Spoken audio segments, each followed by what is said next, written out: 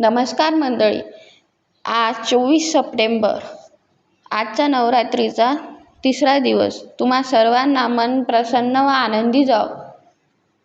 आजच्या ठरलं तर मगच्या भागात अर्जुन आणि रविराज काका सायलीच्या गाठोड्याबद्दल गोष्टी करतात. अर्जुन विचारतो की मला तन्वीची रूम चेक करायची होती, करायला मिळेल का? तुमची हरकत नसेल तर. तेवढ्यातच दरवाजाच्या बाहेरून काहीतरी पडण्याचा आवाज येतो. अर्जुन आणि रविराज दचकून जातो की कोणीतरी आपलं बोलणं ऐकत तर नसेल. या पोरीचं काही सांगता येत नाही. अर्जुन आणि रविराज हळूशीर दरवाजा उघडतात. सुमन काकी, तुम्ही इथे? ते मी तुमच्यासाठी कॉफी घेऊन येत होते. ठेच लागली आणि कप फुटले. इज ओके, मी हेल्प करतो. नाही नाही, राहू दे. तुम्ही बोलताय ना, मी करतोय. थँक गॉड सुमन काकीच होती. हल्ली ती खूप बिथरलेली असते. तिचं काहीतरी बिनसलंय, एवढं नक्की. असू दे. बरं ठीक आहे. तुला तन्वीच्या खोलीमध्ये सायलीचं गाठोडं शोधायचं होतं ना? चल. तन्वी रूममध्ये असेल ना आत्ता? ते मी बघतो. हे बघ, मी सायलीच्या आईबाबाला शोधतोय, हे कोणालाही कळू नको देऊ. सायली म्हणते, येताना मी चाफ्याची फुलं आणली. तुम्हाला आवडतात ना? प्रतिमा काकू चाफ्याच्या फुलांचा सुगंध घेतात आणि म्हणतात की सायली, तुला माहीत होतं की तन्वी इथेच आली असेल आणि त्यामुळे माझी मनस्थिती ठीक नसेल, हेही तुला माहीत होतं. मला बरं वाटावं म्हणून तू चाफ्याची फुलं घेऊन आलीस. तू आणि तन्वी एकाच आश्रमात वाढलात ना गं? मग तू सगळ्यांचा विचार करतीस आणि तन्वी फक्त स्वतःचा. तेवढ्यात रविराज काका आणि अर्जुन येतात.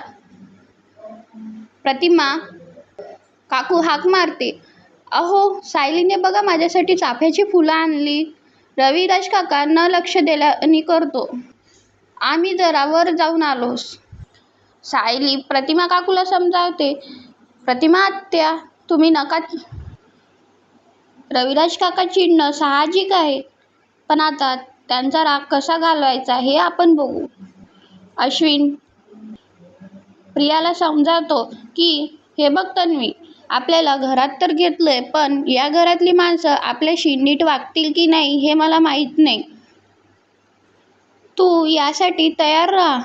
म्हणजे मला फक्त एवढंच वाटतं की तू याचा त्रास करून घेऊ नको. पेशन्स ठेव. आज ना उद्या रविराज काकाला कळेल तुझ्या बाबतीत जे काही घडलं होतं, यात तुझा काहीही दोष नव्हता. तेवढ्यातच रविराज काका आणि अर्जुन येतात. प्रिया म्हणते, हं बाबा, या ना या. अश्विन, तुम्ही बरेच दिवस ही खोली वापरत नव्हते म्हणून माझ्या काही वस्तू इथे ठेवल्या होत्या. 2 केस फाईल आहेत माझ्या, ते मला आणि अर्जुनला बघायचे आहेत. ठीक आहे ना, बघा, मला काही प्रॉब्लेम नाही. कुठे ठेवल्यात फाईल? सांगा ना, मी शोधून देते. अश्विन, तुम्ही दोघेही जण बाहेर थांबलात तर खूप बरं होईल. केसबद्दल डिस्कस करताना मला आणि अर्जुनला, बाकी कोणीही इथे नको आहे. अर्जुन दरवाजा लावतो. प्रिया बाहेर असते तेव्हा विचार करते की अर्जुनला आणि किल्लेदारला माझ्याच खोलीत का केसचं काम करायचं असेल. नाही, केस फाईल इथे आहे हे फक्त निमित्त असेल. माझ्या खोलीत या दोघांचं वेगळंच काहीतरी काम असणार. एकीकडे रविराज काका आणि अर्जुन गाठोडं शोधतात. प्रिया नाही का लपून ऐकण्याचा प्रयत्न करते. रविराज माझ्यावर किती चिडलेत बघतेस ना सायली. मी तरी काय करू? तन्वीला घरात घेतल्याशिवाय माझ्याकडे दुसरा पर्यायच उरला नाही. मी बोलून बघू का काकांशी? नाही नको. आणि तू तरी काय बोलशील? तन्वीला घरात घेतलं हे माझी चूक आहे म्हणून तर यांनी तिची जबाबदारी माझ्यावर टाकली. तिच्या या घरात येण्याने जे काही परिणाम होतील ते माझ्यामुळे होतील असं स्पष्ट सांगितले यांनी. रविराज काकाचा राग मी समजू शकते, पण प्रतिमा आत्या, त्यांचा प्रियावरचा राग गेला नाही तरी तुमच्यावरचा राग जाईल याची खात्री आहे माझी. आयुष्यभर न्यायाने जगणार वकील, लढणारा वकील जेव्हा स्वतःच्याच मुलीला खोटेपणा करताना बघतो तेव्हा त्याला ते कसं सहन होणार आहे. अर्जुन, तू शोधतोय ते गाठोडं इथे दिसत नाहीये मुळात. राईट. बेडच्या खाली पण पाहिलं, मागे सुद्धा, कपाटात, सोफ्याच्या मागे, कुठेच नाही आहे. अख्खी रूम शोधली आपण. बट सिनियर, बिलीव्ह मी, मला माहित आहे सायलीचं गाठोडं तन्वीनेच चोरलंय, पण ते कुठं ठेवलंय हे मला माहित नाही. बट प्लीज बिलीव्ह मी. अरे, माझा पूर्ण विश्वास आहे तुझ्यावर. हे बघ, कुठलाही अट्टल गुन्हेगार त्याला लपवायच्या वस्तू तो स्वतःच्या घरात कधीच लपवत नाही. असा का बघतोस माझ्याकडे? तन्वीबद्दल अट्टल गुन्हेगार हा शब्द मी जाणीवपूर्वकच वापरत आहे. गुन्हा म्हणजे फक्त खून आणि दरोडा नसतो. गेले 2 वर्ष ती जे काही वागतेय ते सुद्धा गंभीर गुन्हेच आहेत. चल, आपण माझ्या खोलीत जाऊन बोलूया. अर्जुन आणि रविराज काका बाहेर येतात. रविराज काका म्हणतात की गेल्या आठवड्यात मी इथेच चेक करत बसलो होतो मी, पण माहित नाही आता कुठे आहे. सुमन सायलीला आणि प्रतिमा काकूला चहा देते. प्रतिमा काकू विचारातच असतात की तन्वीने त्यांना चुकीची गोळी दिली होती. रविराज काका आणि अर्जुन खाली येतात. सुमन विचारते की अर्जुन, तू काहीच घेतलं नाही. मी कॉफी करू का तुझ्यासाठी? नाही, खरंच नको. आणि मला माहित आहे आज तुम्हाला सगळ्यांनाही खूप त्रास झालाय, सो तुम्ही आराम करा. तुमचं रविराज काकाकडे काम होतं ते झालं का? हो, थोडंसं झालंय. बाकी डिस्कशन आम्ही नंतर करू. ते पण होईल, नक्की होईल. आपण निघूया? नाही, मला ऑफिसला पण जायचं आहे. ऑन द वे मी तुला ड्रॉप करतो आणि मग ऑफिसला जातो. प्रतिमा आत्या, मी काय सांगितले ते लक्षात ठेवा. तब्येतीच्या बाबतीत थोडं पण दुर्लक्ष नका करू. दुर्लक्ष झालं ना तर ते आपल्याला खूप महागात पडू शकते. प्रतिमा रविराज काकाला बोलायचा प्रयत्न करतात. अहो, मी काय म्हणत होते. रविराज काका दुर्लक्ष कर. सायली आणि अर्जुन घरी जात असताना सायली म्हणते की बिचाऱ्या प्रतिमा आत्या इकडे आड आणि तिकडे विहीर असं झालंय त्यांचं. त्यांना प्रियाचं वागणं दिसतंय हो, पण ते काहीही करू शकत नाहीये. आज त्यांनी तन्वीला घरात घ्यायला नको होतं. तन्वीला घराच्या बाहेर काढायला हवं होतं. अहो, आई आहे ती. त्यांच्या डोळ्यापुढे जाळून घेण्याचा प्रयत्न केला. असं कुठली आई सहन करणार आहे? हे पण तिचं नाटकच असेल. मलाही असंच वाटतंय. तिचे वडील तिला विचारत नाही आहे आणि अशा वेळेवर तिची आई तिच्यावर राग धरूच शकत नाही. स्वतःचं काम कसं करून घ्यायचं हे तिला बरोबर माहीत आहे. प्रिया धावपळीने बाहेर जायला निघते. थांब तन्वी, कुठे निघालीस? का? उलट प्रश्न विचारू नकोस, उत्तर दे. कुठल्या कामासाठी बाहेर चाललीस का कोणाला भेटायला चाललीस? मी कुठे जायचं याने काय फरक पडतो? फरक पडतो तन्वी. तुझ्या बाबाचं न ऐकता मी तुला घरात राहण्याची परवानगी दिलीये. सायली म्हणते, मला तर प्रतिमा आत्यांचीच काळजी वाटते अहो. इतके दिवस रविराज काकाच त्यांना औषधी देत होते असं सुमन काकी सांगत होत्या. आता तर नेमके तेही चिडलेत प्रतिमा आत्यावर. आणि नेमकं याच गोष्टीचा फायदा प्रियाने नको घ्यायला हवा. तिने पुन्हा त्यांच्या औषधी बाबतीत काही केलं तर? त्यांच्या स्मरणशक्तीवर काही परिणाम झाला तर? प्रिया म्हणते, आई, तू मला या घरात येऊ दिलंस त्यासाठी खूप मोठा थँक्यू. पण याचा अर्थ असा होत नाही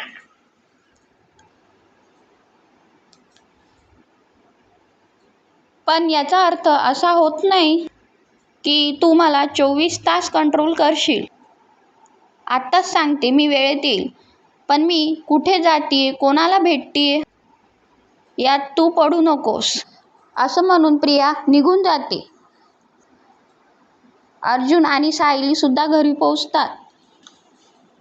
अर्जुन म्हणतो, बायको तू घरी जाऊन आराम कर आता आणि प्रतिमा आत्याचा अजिबात विचार करू नको, ओके? तुम्ही लवकर या. घरात जाता जाता सायलीला कुसुमताईचा फोन येतो. कुसुमताई, बोल अगं. अगं मी तुला फोन करणारच होते. हॉस्पिटलला येणार होते मी आज. का? नक्की ना? बरं, मी उद्या येते. प्रिया जेलमधून सुटली हे तुला कळलं का? हो, इथेच आली होती आता. पण आम्ही तिला कोणीही घरात घेतलं नाही. आता ती किल्लेदाराकडे गेलीये.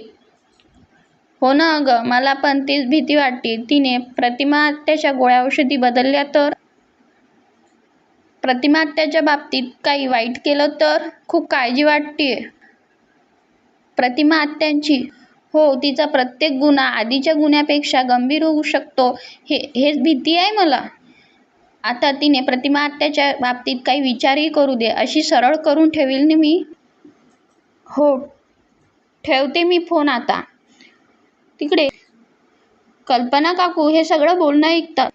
म्हणजे प्रतिमा गेली आता. तिकडे साक्षीला भेटायला प्रिया येते. प्रिया हसून म्हणते, साक्षी कशी आहेस तू? अगं किती वाळल्यासारखी दिसतेस तू. तू नीट खातपीत नाही आहेस का? मला चिडवायला आलीस ना? कशी माझ्या आधी बाहेर पडलीस, मनासारखं आयुष्य जगतेस.